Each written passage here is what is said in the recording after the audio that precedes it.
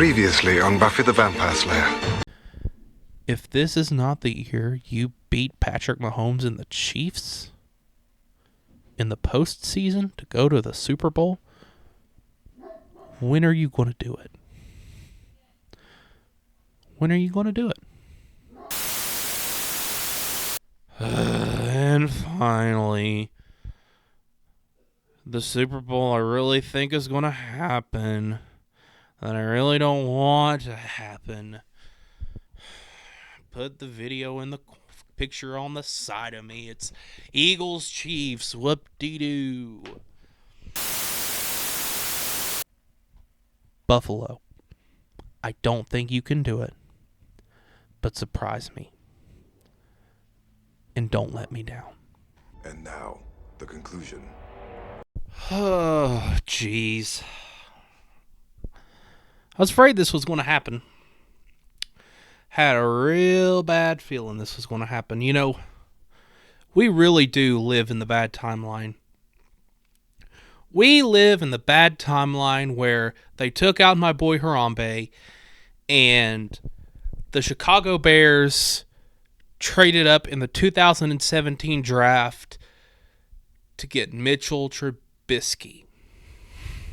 We live in the bad timeline where Vontaze Burfict decided to headhunt Antonio Brown in the 2015 AFC wildcard round. Why, God? Why?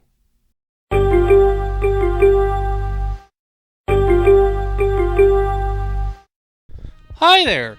Welcome to the channel. If you're back, welcome to the channel. We talk about sports. A lot. It's all we do.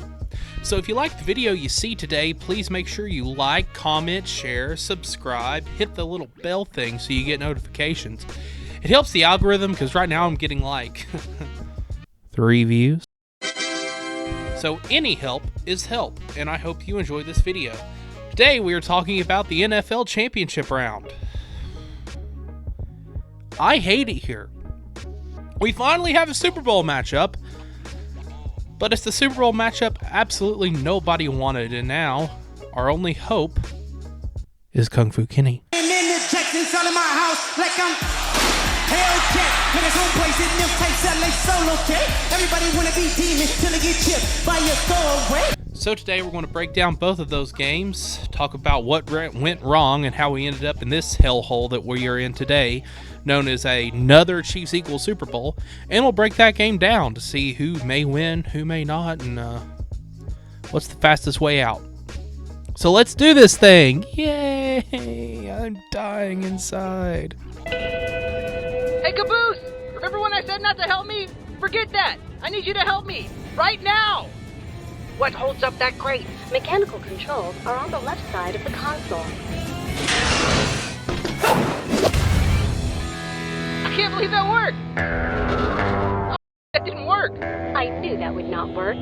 Agent Tex is a bit of a badass. I gotta get out of here! We'll be crushed! Don't worry, guys, I got this! Squish! You are crushed! Oh, berries. Tex, can you please... Oh! Whoa! Mid-video wardrobe change. Alright, let's talk about this.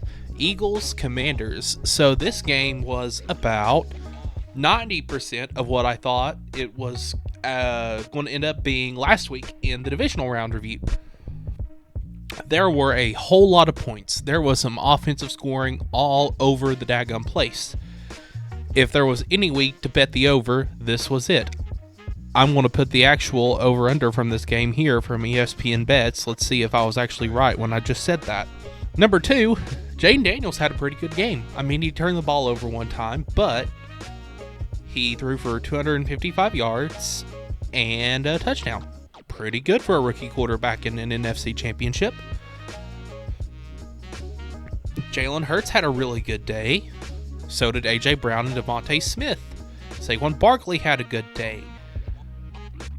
So, did this game turn out exactly how I'd wanted it to be? No, because that other 10% was an actually competitive game. The Eagles boat raced the Commanders 55-23. Good night.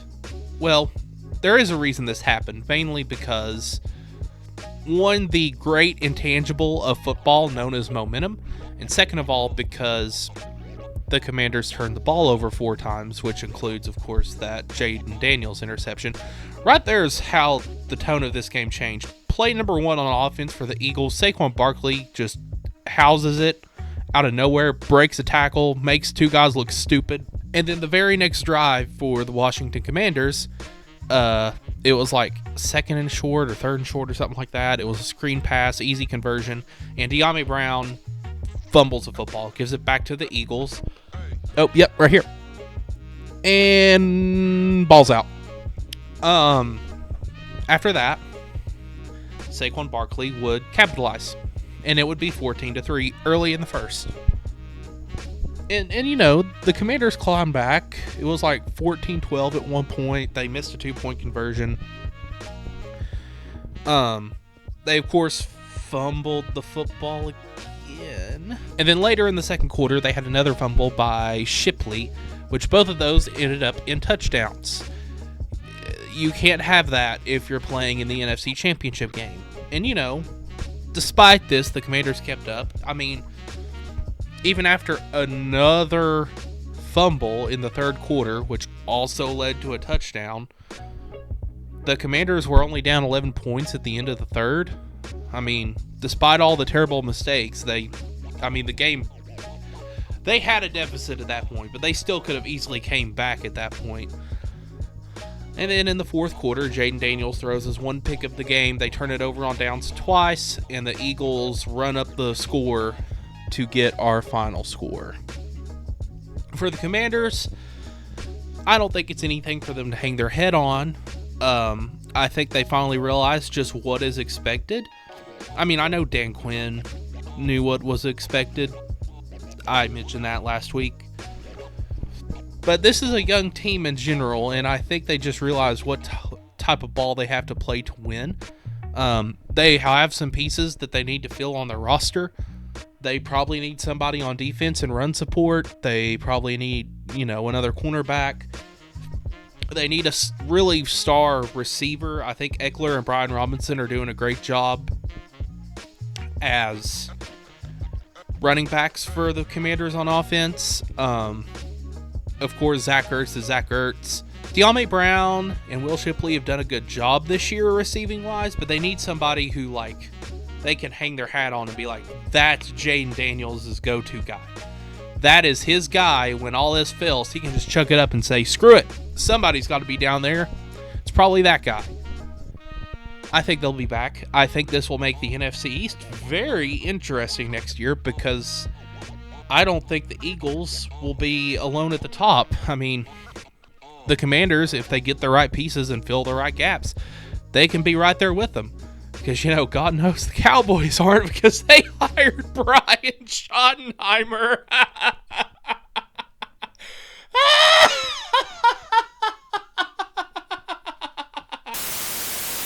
But no, seriously, I mean, this was a tough loss. It looked ugly. You can't have 4 turnovers and expect to really win a football game unless you're that one fluke game the Lions had against the Texans. And even then, Lions had 5 turnovers or 6 turnovers against the Commanders last week, and the Commanders beat them.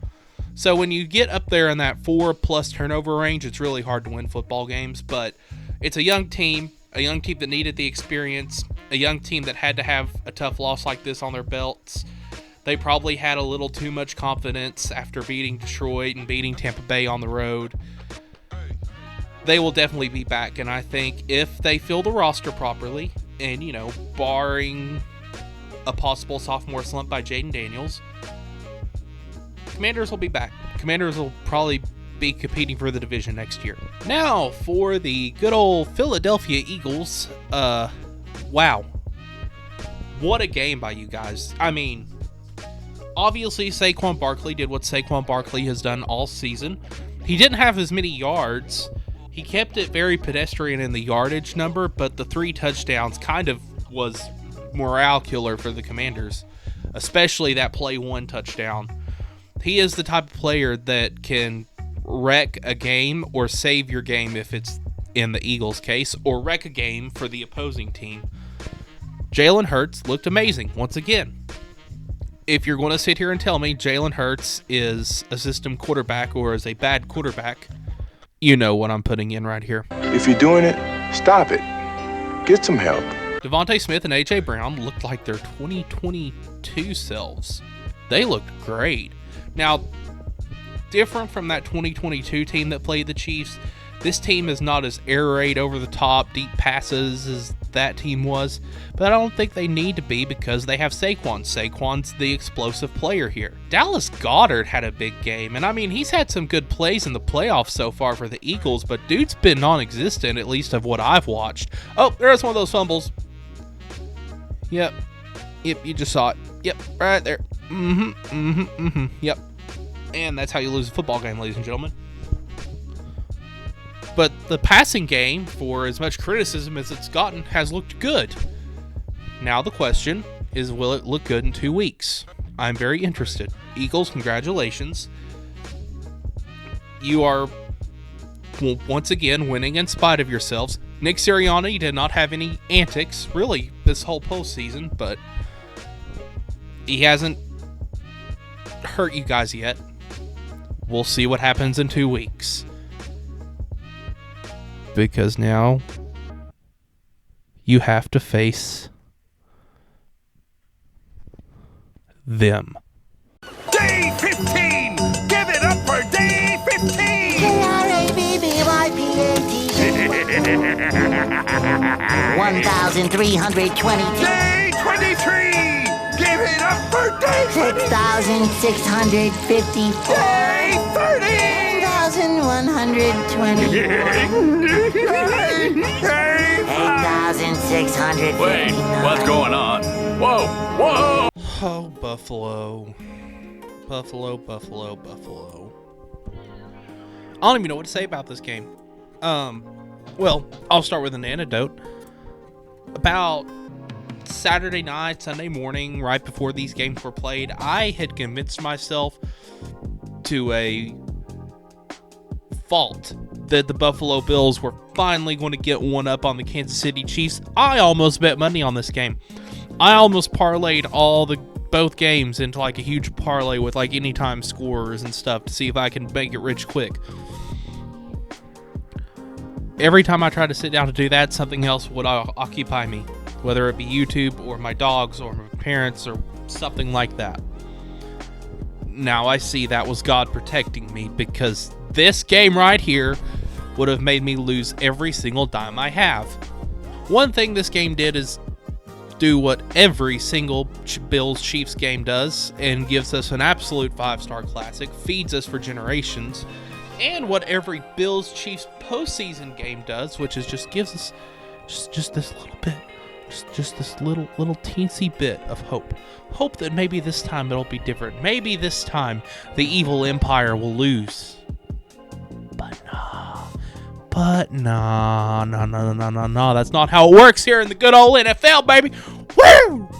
Ah! This game had a crazy sense of dread from the very beginning.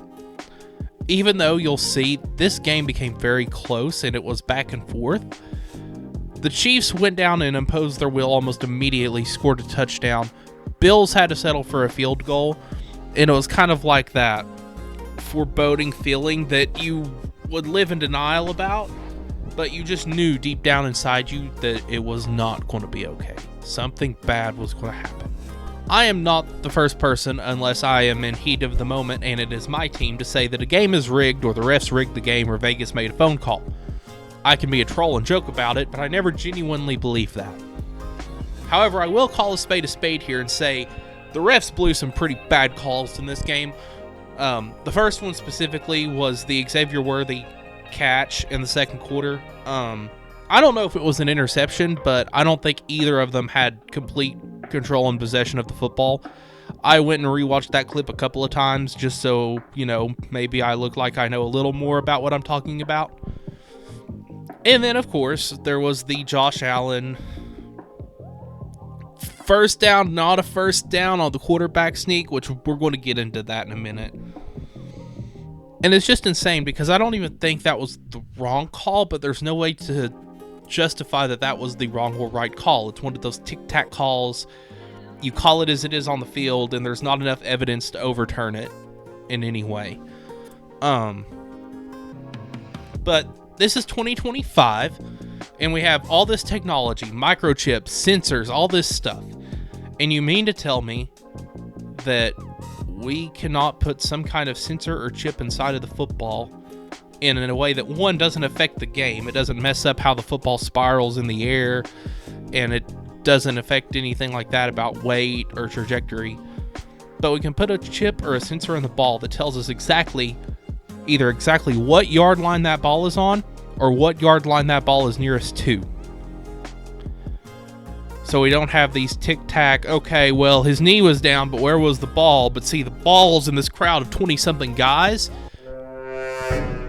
Pause. You can't really see the ball. So, the call ends up going one way or another, and whatever fan base doesn't get that call gets upset. Anyway, referee rant over. Back to the important matters here. But Buffalo really came back, and it really happened in the third quarter. Buffalo, of course, scored a touchdown here, but the Chiefs would go back and score another touchdown to end the half. Buffalo found something in the third quarter that we're about to start talking about this trend here in a second. They were running it down the Chiefs' throats in the third quarter and took the lead, actually. But in the fourth quarter, especially late in the fourth, that run game went away. It went back to passing, but it didn't just go back to passing. It went to screen passing. It looked like I was watching the Vols offense out there. Just screen pass, bubble screen, halfback screen. What is the middle of the field? What is deep vertical chances? Now, Dawson Knox caught 2 killer balls. Josh Allen threw 2 killer balls. Dawson Knox caught 2 killer balls. But that was it. Where else was the deep passing game for Buffalo? It wasn't there.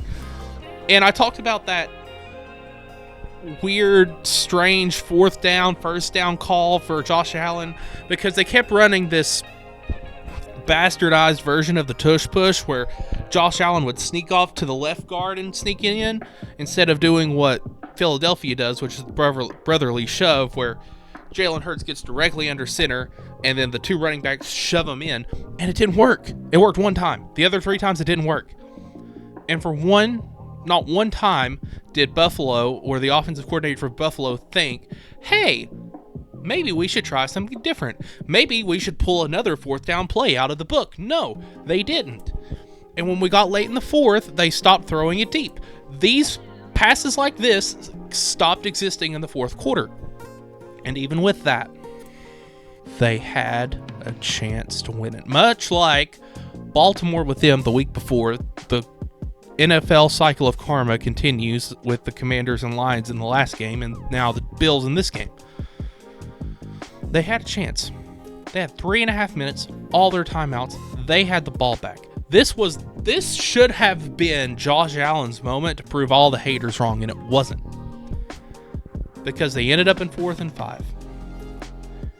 And like I said, what's the middle of the field? What's a vertical passing game? I don't know, because they're calling screens on 3rd and 10 when the game's on the line. So, Josh Allen, with the Chiefs defense in his face, chucks it up.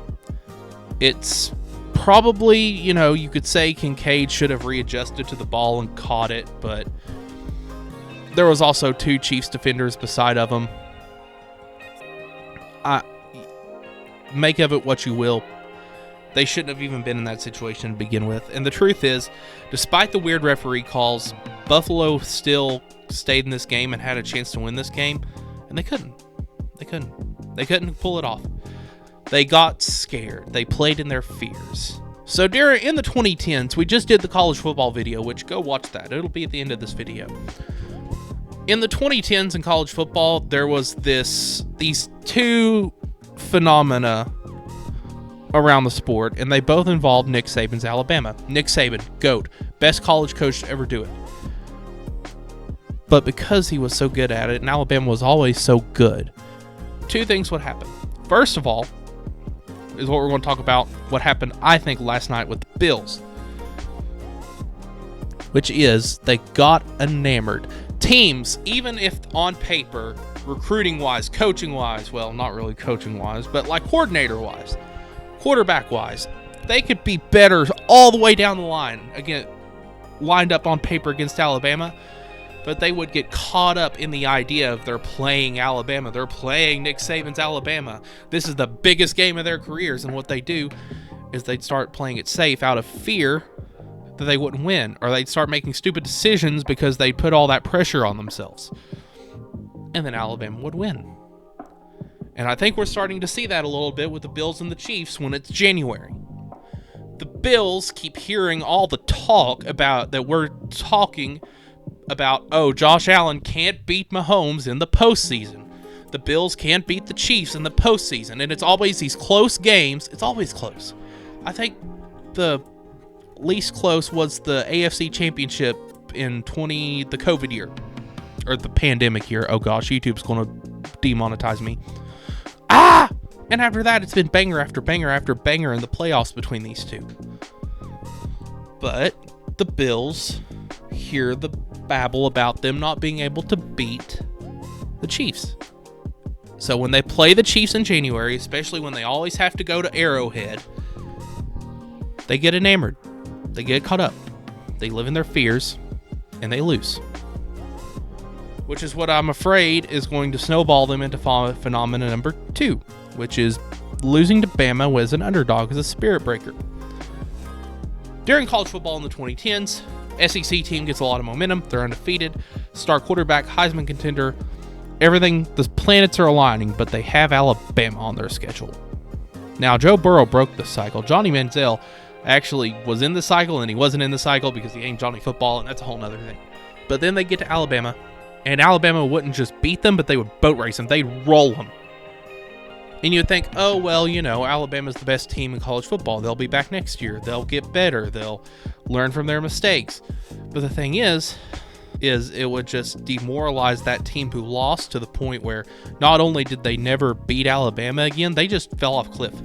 They just started sucking. They'd go from 11-0. That quarterback would leave. Players would leave. And then they'd be like 6-6, 5-7 for the next 5 years.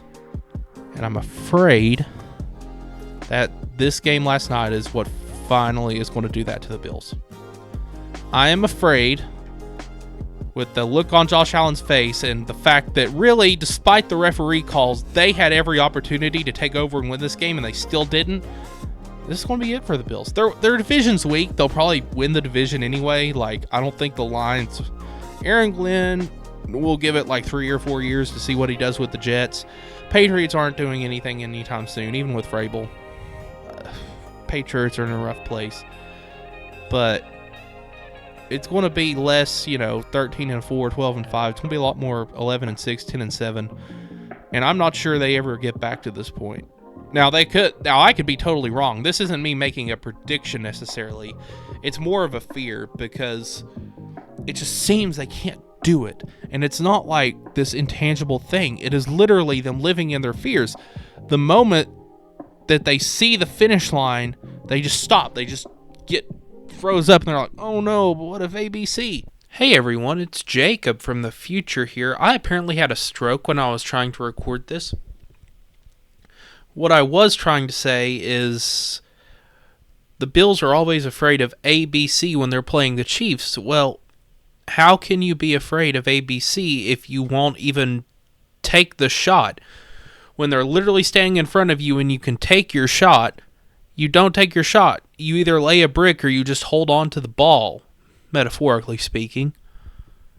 That's what I was trying to say. I cut the original recording out because it sounded something along the lines of... America is a nation that can be defined in a single word. I was going to excuse me. I don't even think I have to say anything else for the Chiefs. I said last week, this team's going to do the same freaking thing it always does and finds a way to win. They're probably, we'll talk about it in a minute, they're probably winning the Super Bowl. I mean, I think Mahomes is the GOAT. I think this team, he hasn't looked phenomenal very recently. He hasn't looked like that guy who came out of nowhere, who shot out of a cannon in 2018 and won the MVP. But like, he's not doing anything that hurts his team. He's just playing quarterback the way God intended, which is what Brady always did. And I would much rather live through a Mahomes dynasty than a Brady dynasty. Look, I know everyone's giving him his flowers, and I'll respect him. But like Kendrick Lamar is to Drake, I am to Tom Brady. I am the biggest hater. I hate the way he walks, the way he talks, the way he dresses. You get the point. Some just cringeworthy. Ain't even gotta be deep, I guess. But I am very, very, very tired of watching the Chiefs do this every year. I just want 1 year where they're not here. It feels like a century ago since we had that Rams-Bengals Super Bowl. Even though it's only, 3-4 years ago? I think 3 calendar years ago. It might even be 3 seasons ago. But it feels like an eternity because these guys are such a prevalent force. And Super Bowl 54 and 55 involved them. So they've just always been at the Super Bowl. And I just want something different for once. But, credit where credit's due. The devil magic worked. They sacrificed the lamb at halftime. Oh, yeah, there was the Dalton Kincaid drop. So, yeah. Pain. Absolute pain.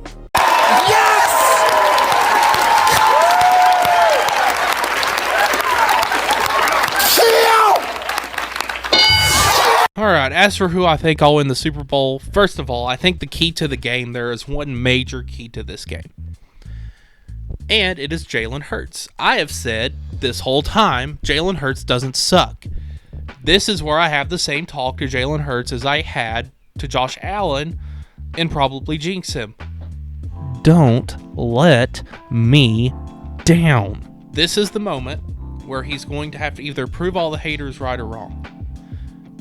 Because Spags defense is going to Spags defense in the Super Bowl. We're talking about the man who shut down the 07 Patriots. Not even just beating the 07 Patriots, but holding the 07 Patriots, the Wes Welker, Randy Moss, Tom Brady Patriots, to 14 points. Spags defense will be ready to play in this game. I think Saquon will Saquon. I don't think he'll do it to the same degree as he has in the playoffs so far. So it's going to be up to Jalen Hurts. That guy right there who just handed the ball off to Gainwell or whoever was the running back at this time, he's who's going to have to matter in this game. I think the way the Chiefs lose this is if Hurts is able to do that. I think also Mahomes has to look Superman-ish if the Chiefs want to win. He hasn't looked Superman-ish.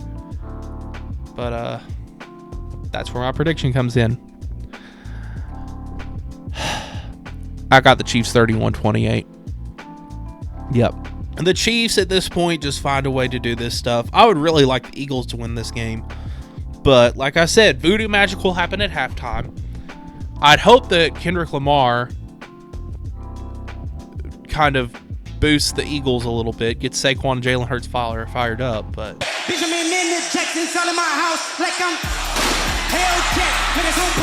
okay, so I'm watching the NBA game right now. This is re-recorded. He got another wardrobe change. Hoorah. The way I ended that video was super weak sauce. Basically what I was trying to say is the voodoo magic is real for the Chiefs. I think this game will be somewhere in the low 30s, high 20s. The offenses are still good, but not as good as they were when they played each other the first time. The defenses have gotten better, but this is Jalen Hurts, Saquon Barkley, and Patrick Mahomes. I don't think we're getting a defensive battle. Spags defense is going to show up. I think it's going to cause issues for the Eagles, but I think Saquon's going to have his. Once again, I think this comes down to whether Jalen Hurts can put the Eagles on their back or not. And I think he will. But then I think he's going to get wound up by Mahomes in the 2-minute drill, which is something that appears to always happen. And that's why I'm basically picking the Chiefs here. I think when the lights are bright, even if the Eagles play a perfect game, it's still somehow not going to be enough. I hope I'm wrong. I don't think I'm going to be wrong, though. Hopefully that was a little bit better and shorter. Remember at the beginning of the video when I said I'm in hell? Yeah, I'm in hell.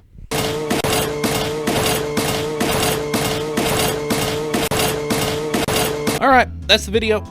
It's been a great season. I've only done 2 videos on the season so far. But we'll be back in 2025. We'll be back for the Super Bowl review and the State of the League for the NFL. So make sure you are subscribed. Make sure you tell all of your friends. Make sure you hit the bell for notifications. Also, if you're a NASCAR fan, this weekend is the Clash of Bowman Gray. Friday, we're going to have the Crash Course preview on the season. Monday or Tuesday, we'll have the Bowman Gray review out just like we do for NFL games. Thank you all so much for watching.